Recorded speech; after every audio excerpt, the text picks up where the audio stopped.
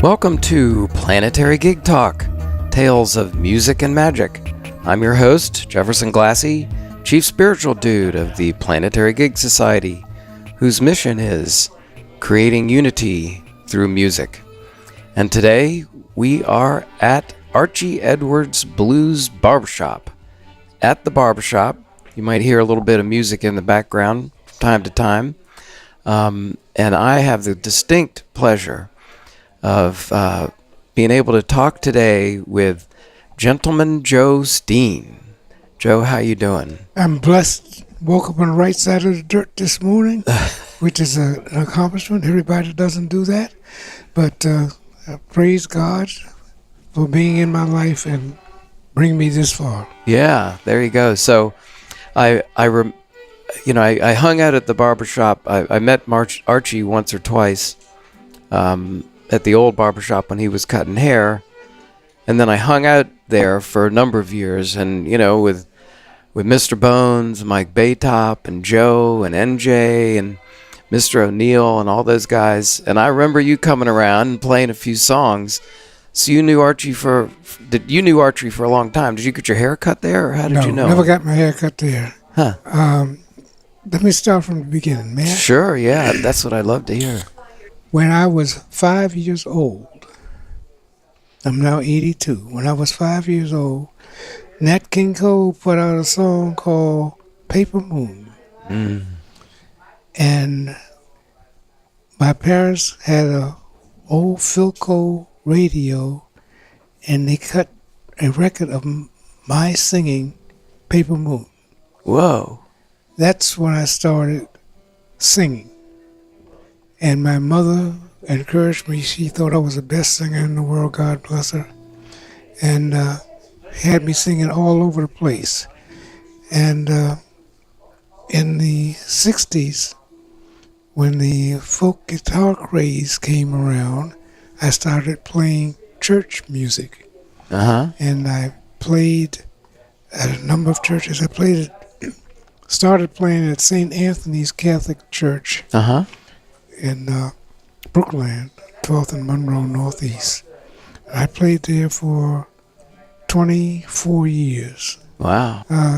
When I first started playing, there was a Catholic University student that played during he started the folk group. He started playing, but he was off for the summer. He was off on holidays, and the pastor at the time decided that instead of having one person, we ought to have a group so that when he was out of town, somebody else would be able to fill in.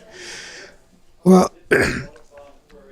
what happened was I took over. I was the oldest one there because everybody else was a bunch of kids. I was about 25 or 30, and they were in high school. We found out he was getting paid. We weren't getting paid. Huh.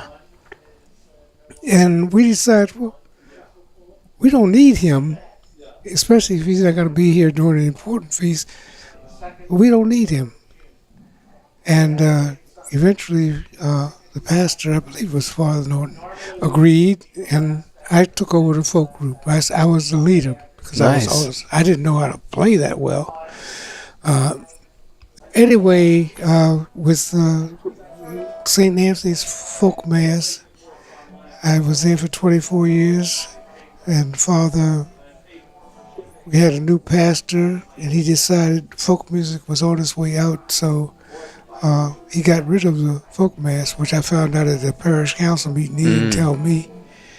And I switched to St. Andrew the Apostle because the priest there had been on a retreat with me, and he invited me to come out there and play my folk music. So I went to St. Andrew the Apostle.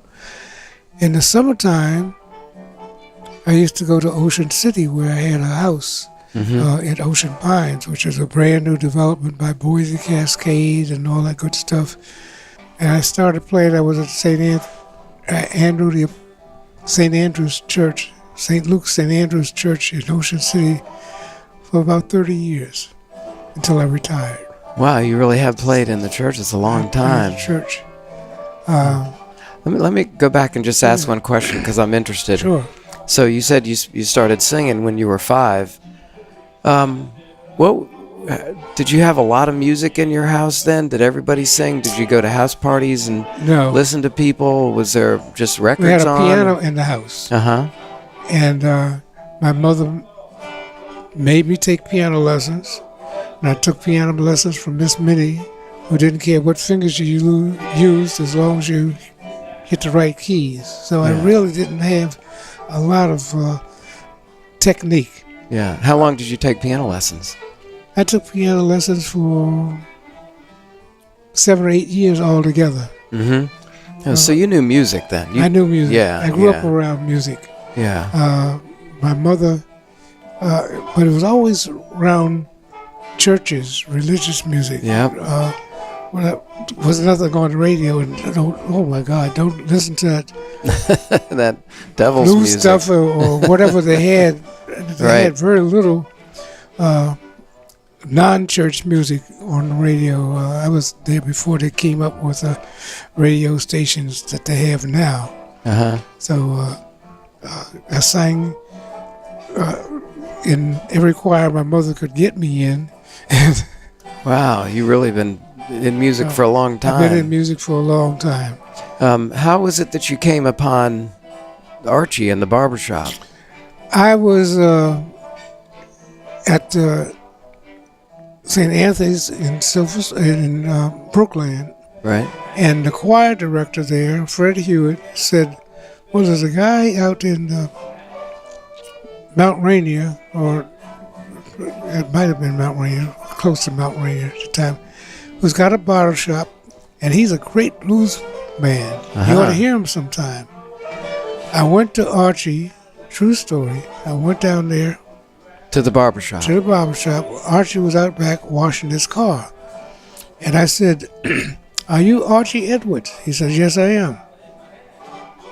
But you have to wait till I finish washing my car to get your hair cut.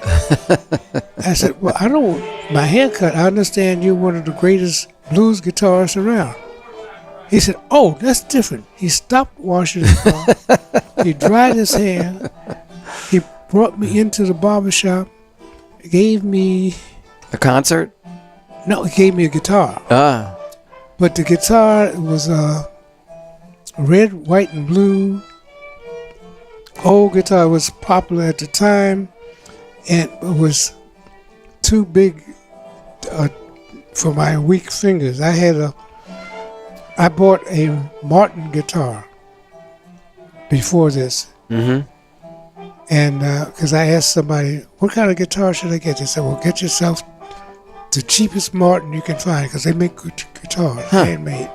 So I had a Martin guitar.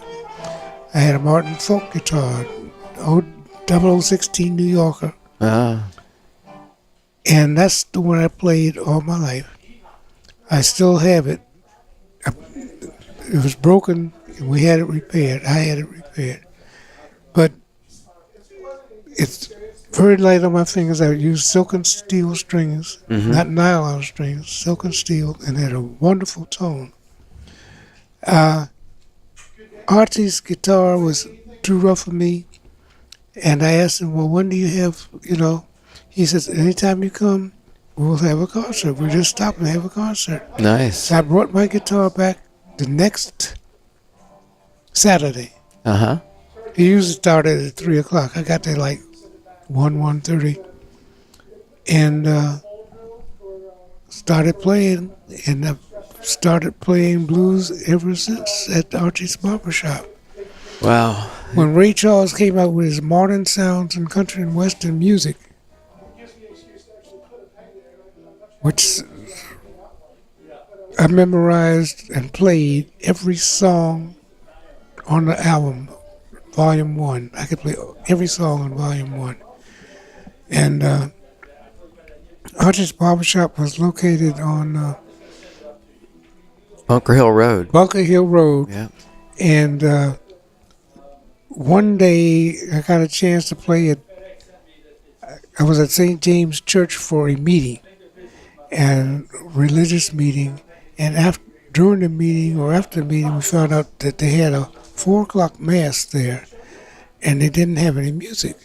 So we took the piano player and I went over to the church, and we played the 4 o'clock mass, upset the people because they didn't know what to expect. They'd never had any music before, and they didn't know what this wild group of guys was going to do. And Charles Smallwood was his name. He walked up and down the aisles and was just yelling and screaming and directing the people. I was playing the music, and I stayed at St. James for about 10 years.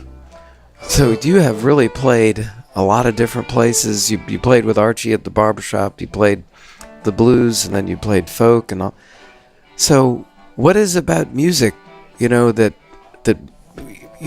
adds to the church service, or that adds to the community that you're with, or just music is universal in nature, and it's a healing thing.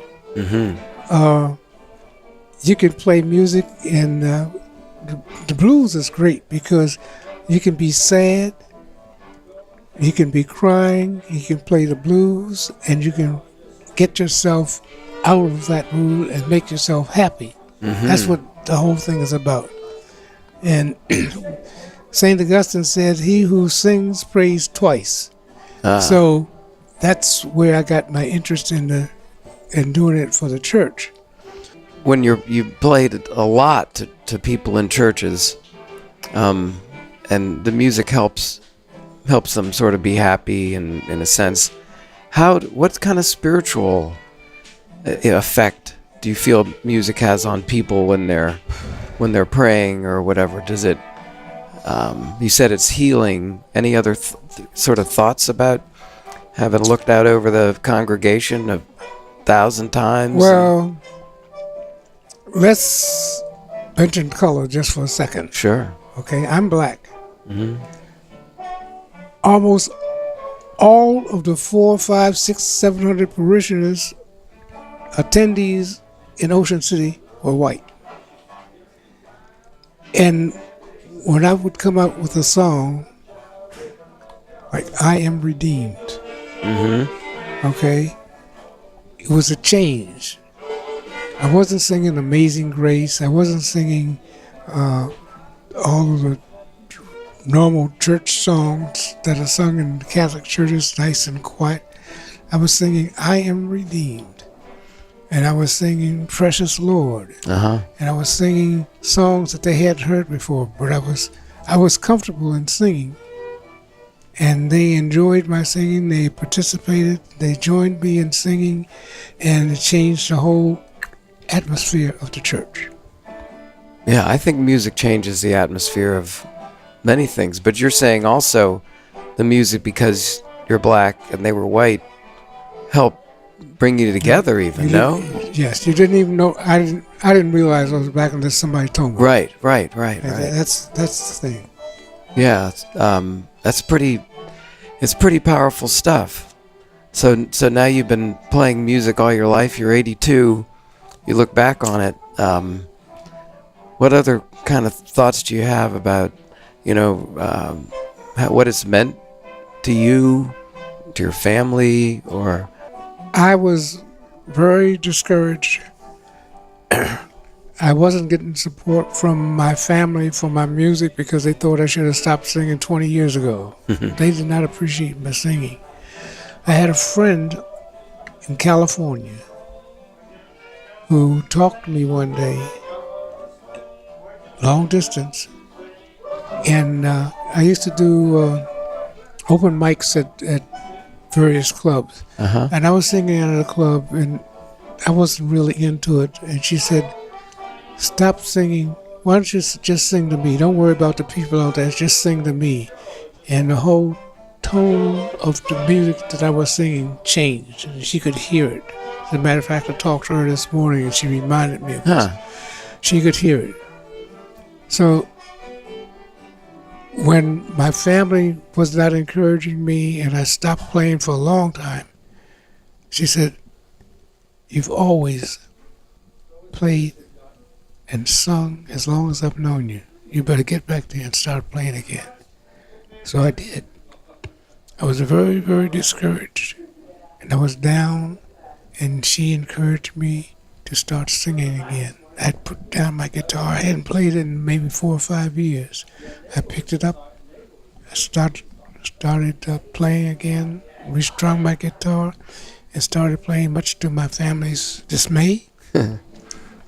And I've been coming back to the barbershop, which I hadn't been to in a few years. But it made you feel good, huh? Made me feel good. Made me feel great. Sort of whole, like you needed to do it. It's like breathing, I guess. Yes. And I had a young lady, young man, tell me yesterday, this weekend, that his daughter still sings my songs. That's nice. Another young lady, older now, still thinks I was the greatest guitar player that ever lived and idolized me and playing because of me. So nice. You really touched her and many other people, I'm sure. But many other people. So that's, I'm blessed. The Lord has blessed me with the ability to sing and encourage people, and I'm very, very happy. So before we started talking here, you said, well, I'm going to say it, whatever I got to say. I said, that's fine. Are there things, maybe that I haven't asked about or whatever that strike you about music? I mean, you've got the music and religion and spirituality. You also talked about, the racial aspect. Other thoughts that you have about, maybe how we can use music to overcome some problems, or just anything that you want to tell people about? I think music heals, and that music is universal. You could play with somebody who I've played with Archie's Barbershop. There are more white folk here than there are black. It didn't used to be that way. Yeah. It was all black at one time, but we've moved out to suburban Maryland now, and we have a different crowd. But music touches everybody. It should.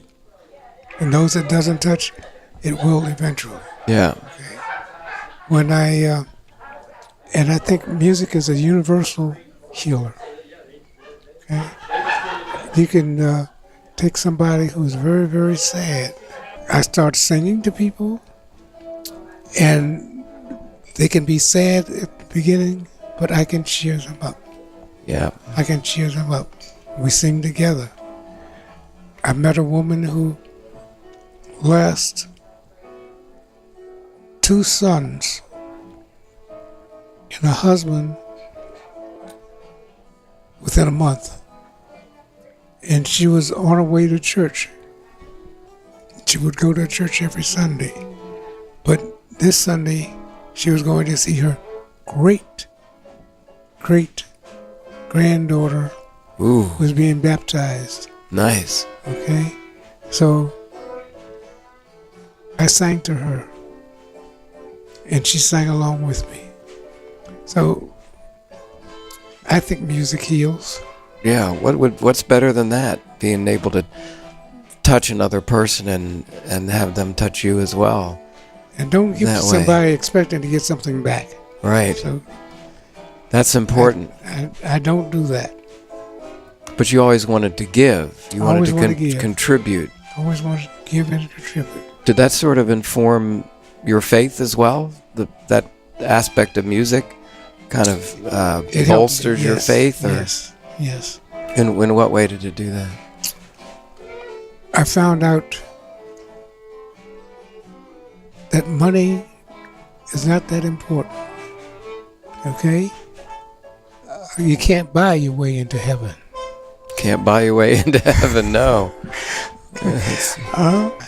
Well, another thing I want to ask you, and feel free if you have any other points you'd like to make, but I wanted to ask, so the songs that you've been singing, I remember you coming in the barbershop, and you still do, and you'd have your songs that you would sing. And what are your favorite types of songs to sing in terms of the Blues lyric? by Ray Charles. Blues by Ray Charles. Yes. That's the phrase. What is that? How does that make you feel? What does it do? Why is that? Ray Charles took country music to a brand new level. When he first recorded his modern sounds and country and western music, he took all of the old songs done by, I can't call the names right off the top of my head, the country and western singers, and gave them a new twist. He had a new sound. He, as far as I know, was the first artist, country and western artist, to sell 1 million copies. Wow, I didn't know that. Of that record album. First, people heard country and western songs in a style they had never heard it before. Wow, that's interesting. I'm going to have to go back and listen to some Ray Charles with that perspective in mind. I do a song here. That's my song. Called Drowning in My Own Tears. Oh, yeah. Okay, Ray Charles recorded about in the 60s. That's my song. When I come here, that's the song that they wait for me to sing. Yeah, that's really special. That's special. But I came here, I love this barbershop. I came here, maybe 4 weeks ago.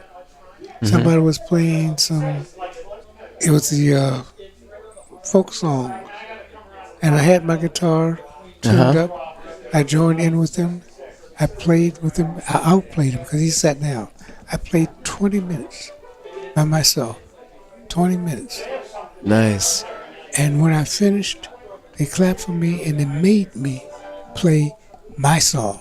Oh, yeah. Will you hear that?